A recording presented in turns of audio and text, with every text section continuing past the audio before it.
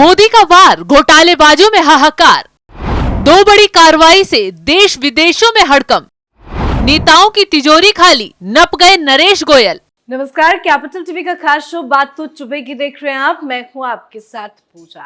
आज देश को हिला देने वाली दो बड़ी खबरें सामने आई हैं।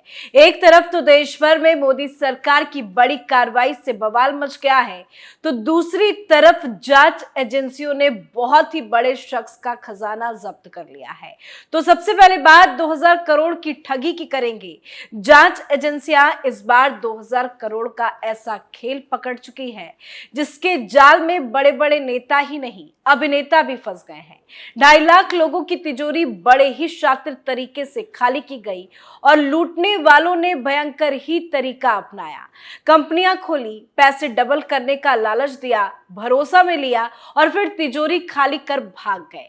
जांच में 2000 करोड़ की ठगी पर जो खुलासा हुआ है उससे तो मोदी सरकार भी हैरान हो गई है। सबसे बड़ी बात तो यह है कि इस ठगी का मास्टरमाइंड काम को अंजाम देने के बाद अंडरग्राउंड हो गया है, लेकिन जो आरोपी एसआईटी के हत्थे चढ़े हैं उनके खुलासे ने जांच एजेंसियों को और ज्यादा अलर्ट कर दिया। तो चलिए 2000 करोड़ की क्रिप्टो करेंसी ठगी मामले में धमाकेदार खुलासा करते हैं। दरअसल क्रिप्टो करेंसी में निवेश का लालच देकर बनाई गई 2.5 लाख निवेशकों की आईडी का पूरा रिकॉर्ड एसआईटी ने जुटा लिया है। इससे ये खुलासा हुआ है कि 2.5 लाख आईडी में नेता, डॉक्टर, अधिकारी, पुलिस, ठेकेदार और किसान शामिल हैं। अभी देखा जा रहा है कि किस व्यक्ति ने डबल रिटर्न के लालच में कितने का निवेश किया है, किसके खाते में कितनी रकम आई है। इस रिकॉर्ड से एसआईटी जल्द ही घोटाले में शामिल बाकी आरोपियों का भी पर्दाफाश करेगी। जल्द ही इस मामले में और भी गिरफ्तारियां होंगी। क्यों? क्योंकि जिन अकाउंट को खंगाला जा रहा है कि उससे पता चलेगा कि कहीं नेता भी इस खेल में शामिल तो नहीं थे। क्या जिन अकाउंट में पैसा पहुंचाया जा रहा था वो भी लोगों को ठगने का काम तो नहीं कर रहे थे? क्योंकि भारत के लोगों को फंसाने के लिए विदेशों से जाल बुना जा रहा है और विदेशों में बैठे आका भारत में एजेंट तैयार कर लोगों को ठगते हैं। इसी के साथ जांच में सामने आया कि क्रिप्टो करेंसी घोटाला में 2.5 लाख के करीब लोगों की आईडी बनी और करीब 2300 करोड़ रुपए की ट्रांजैक्शन सामने आई। इसमें 2000 करोड़ का घोटाला हुआ। आरोपियों ने साल दर साल धोखाधड़ी को अंजाम देने के लिए नए नए नाम से कंपनियां बनाई। अब तक की जांच में पूरे फ्रॉड का मास्टरमाइंड सुभाष और अभिषेक को माना जा रहा है। इसके साथ ही घोटाले में शामिल कुछ और आरोपियों को भी विभिन्न कंपनियों के MLM से जुड़े बिजनेस में काम करने का अनुभव था। ऐसे में घोटाले से जुड़ी गैंग के सदस्यों को मालूम था कि किस तरह से लोगों को लालच देकर जल्द से जल्द चेन को आगे बढ़ाना है। यही कारण रहा कि चंद सालों में करोड़ रुपए के घोटाले को अंजाम देने में आरोपी सफल रहे।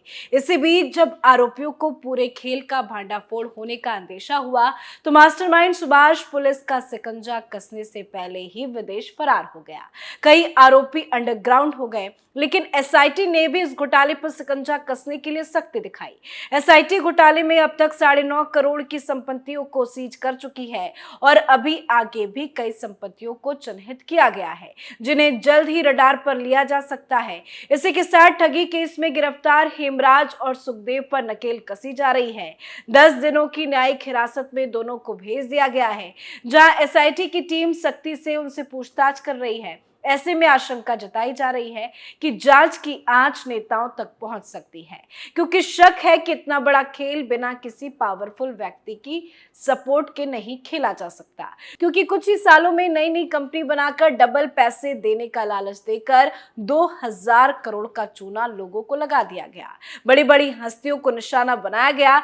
तो कैसे पुलिस को इन फर्जी कंपनियों की खबर नहीं लगी? खेल काफी बड़ा हुआ है और आशंका यही है कि इस खेल के पीछे का मास्टरमाइंड देश का ही कोई पावरफुल व्यक्ति है। अब ये कौन है, इसका जल्द खुलासा जांच के बाद एसआईटी की टीम करने वाली है। वैसे भी मोदी सरकार साइबर क्राइम हो या भ्रष्टाचार के मामले सबको लेकर काफी सख्त हो गई है। पीएम मोदी जांच एजेंसियों को कार्रवाई की खुली छूट दे चुकी है। साफ साफ कह चुके हैं कि ना तो भ्रष्टाचार बर्दाश्त किया जाएगा और ना ही भ्रष्टाचारी। पीएम मोदी के हुंकार का ही नतीजा है कि आज बड़े बड़े भ्रष्टाचारी नेता सलाखों के पीछे पहुंच रहे गए हैं और तो और घोटालेबाजों के दिलों में खौफ भी पैदा हो गया है। मोदी सरकार के एक्शन से विदेशों तक में हड़कंप मचा हुआ है। खैर, अब 2000 करोड़ लूटने वाले सभी आरोपी जल्द ही सलाखों के पीछे सड़ते दिखाई देंगे। इसी के साथ दूसरी बड़ी खबर जेट एयरवेज के संस्थापक पर हुए एक्शन से जुड़ी सामने आई है। जेट एयरवेज के संस्थापक पर तगड़ा एक्शन। ईडी ने जब्त किया 538 करोड़ का खजाना। बैंक से धोखाधड़ी करना पड़ गया महंगा। तो मोदी सरकार की दूसरी बड़ी कार्रवाई ने विदेशों में भी तहलका मचा दिया है। रडार पर जेट एयरवेज के संस्थापक नरेश गोयल और उनका पूरा परिवार आया है। बैंक के धोखाधड़ी करने पर इन लोगों की सारी संपत्ति को ईडी ने सीज कर दिया। क्यों और कैसे ये कार्रवाई ईडी ने की है, चलिए वो भी आपको बताते हैं। दरअसल ईडी ने जेट एयरवेज इंडिया लिमिटेड के खिलाफ मनी लॉन्ड्रिंग जांच के दौरान 538 करोड़ रुपए की संपत्ति अस्थायी रूप से जब्त की है। ईडी ने कहा कि कथित बैंक ऋण धोखाधड़ी से जुड़ी धन शोधन जांच के तहत जेट एयरवेज के संस्थापक नरेश गोयल, उनके परिवार के सदस्यों और कंपनियों की लंदन, दुबई और भारत में करीब 538 करोड़ रुपए की संपत्तियां कुर्क की गई है। कुर्क की गई संपत्तियों में 17 फ्लैट, बंगले और वाणिज्यिक परिसर शामिल है। ये सभी संपत्ति नरेश गोयल और उनके परिवार के नाम पर ही थी। तो ये पूरा मामला आखिर क्या है, चलिए वो भी आपको बताते हैं। दरअसल नरेश गोयल पर आरोप है कि उन्होंने कैनरा बैंक में 538 करोड़ की धोखाधड़ी की है। पिछले साल नवंबर में बैंक की शिकायत पर एफआईआर दर्ज की गई थी। इसमें कहा गया था कि कैनरा बैंक ने जेट एयरवेज लिमिटेड को 848 करोड़ 86 लाख रुपए की क्रेडिट सीमा और लोन को मंजूर किया था। इनमें से 538 करोड़ 62 लाख रुपए बकाया है। इनकी धोखाधड़ी से बैंक को काफी नुकसान हुआ। इस शिकायत के बाद सीबीआई ने मई 2023 में नरेश गोयल, उनकी पत्नी अनीता सहित अन्य के खिलाफ फ्रॉड का केस दर्ज किया था। 5 मई को गोयल के मुंबई स्थित ऑफिस समेत 60 ठिकानों पर तलाशी ली गई थी। उनके सहयोगियों के घर भी छापे पड़े थे। तमाम सबूत एजेंसी के हाथ लगे। इन्हीं सबूतों के आधार पर 19 जुलाई को ईडी ने भी मनी लॉन्ड्रिंग का केस दर्ज किया। फिर ईडी ने गोयल और उनके साथियों के ठिकानों पर छापेमारी की थी। आखिर में 1 सितंबर को नरेश गोयल को ईडी ने गिरफ्तार कर लिया था। ईडी का आरोप है कि नरेश गोयल की जेट एयरवेज को जो 6000 करोड़ रुपए का लोन दिया गया था, उसमें से एक बड़ी राशि में हेराफेरी की गई। इतना ही नहीं, इनमें से काफी पैसा टैक्स हेवन देशों जैसे कि जर्सी और ब्रिटिश वर्जिन आइलैंड भी भेजे गए। नरेश गोयल ने लोन के पैसे को कई ऐसी जगहों पर इस्तेमाल किया जहां से उन्हें वो कभी वापस नहीं मिलने थे। जैसे कि वो कई ऐसी कंपनियों को नया लोन दे देते थे जिनका पुराना लोन भी वसूल नहीं हुआ।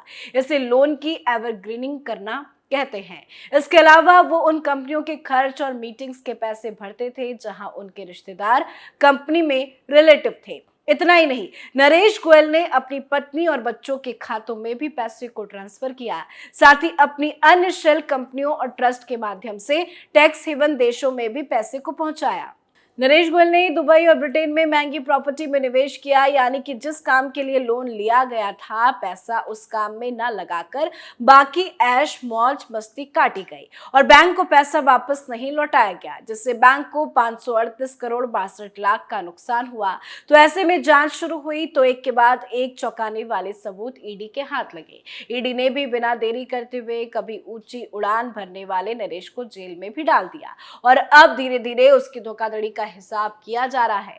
बता दें कि लगभग 26 साल के ऑपरेशन के बाद अप्रैल 2019 में जेट एयरवेज बंद हो गई थी। जेट एयरवेज भारी कर्जे में डूबी हुई थी। नरेश गोयल पर अप्रत्यक्ष रूप से विदेश में कई कंपनियों पर नियंत्रण रखने का आरोप है। इन कंपनियों में कुछ ट्रांजैक्शन हेवन देशों में भी है।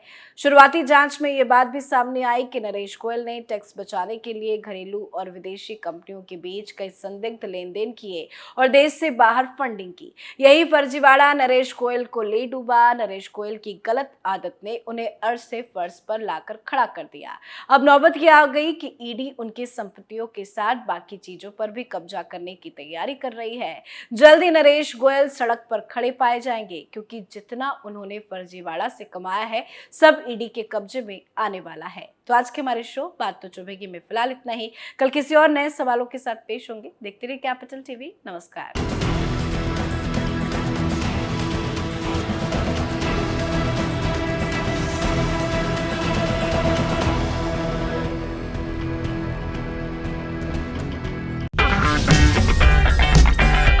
अगर आपको हमारा वीडियो पसंद आया हो तो इसे लाइक करें, हमारे चैनल को सब्सक्राइब करें और हाँ, बेल आइकन दबाना ना भूलें ताकि आप तक हमारे वीडियो की नोटिफिकेशन पहुंचती रहे। आप अपना सुझाव हमें कमेंट बॉक्स में दे सकते हैं। हमारे साथ जुड़ने के लिए शुक्रिया।